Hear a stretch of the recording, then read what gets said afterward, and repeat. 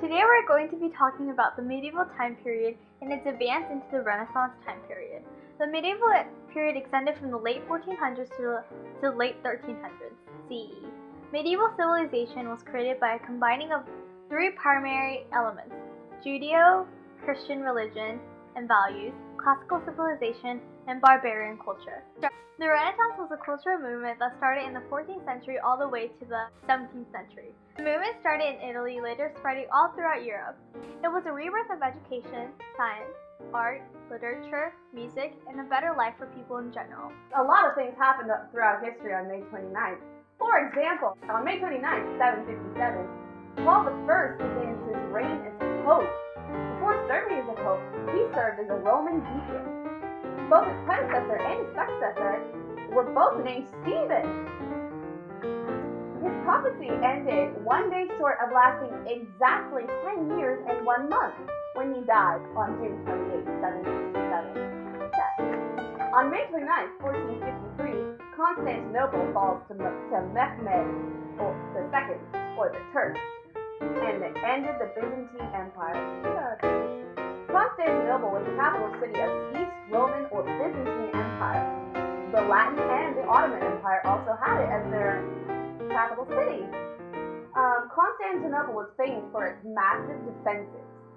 Also, Mehmed II transformed the Hagia Sophia from an Orthodox cathedral to a Muslim mosque. On May 29, 1660, Charles II was restored to his English throne after the Puritan Commonwealth.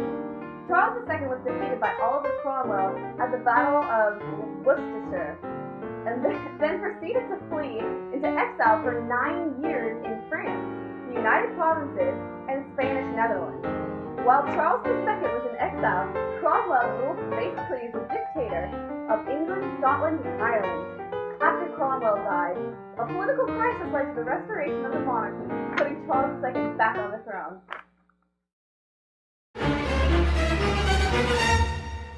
Just kidding, I'm not dead, but these people are. On May 29th in these following years, these people kicked the can. Now, the first step that we are going to talk about occurred in the medieval times. King Christopher of Denmark died in the year of 1259. His death resulted in the breakup of the Union because Denmark and Sweden decided to go separate ways from Norway. He was a king during the medieval period and shaped many of the rules.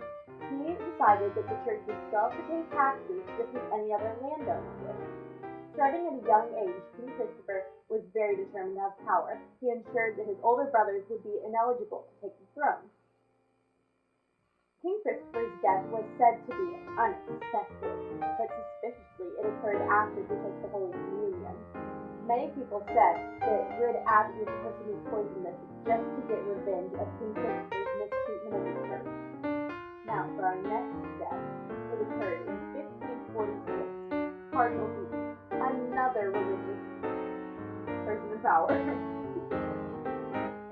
Cardinal Beaton was a key figure in the early years of Mary's reign. He was known for making an example of the Protestant preacher. The cardinal was pro-French, which resulted in the English people to plot an assassination. John Wesley and Peter Charnold stabbed him to death. In 1593, another tragic death occurred. John Henry was an educated graduate of Oxford who was being licensed as a university preacher. He was arrested because of suspicion of capital charge. He was convicted by the Queen's bench and hung. And those are the deaths that happened on this day. Thanks, Julia. On the 29th of May in 1630, Charles II was born at St. James Palace.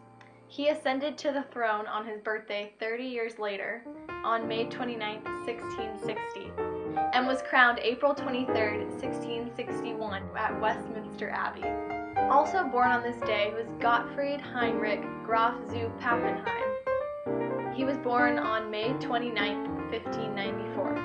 He was the Field Marshal of the Holy Roman Empire in the 30 Years' War, and was killed by a mortal wound during the Battle of Lutzen. Special note for today, Earl Wilhelm I von Nassau-Dillenburg wed Countess Walburg von Egmont. Thank you for joining us on a day of history. It's been a joy having you.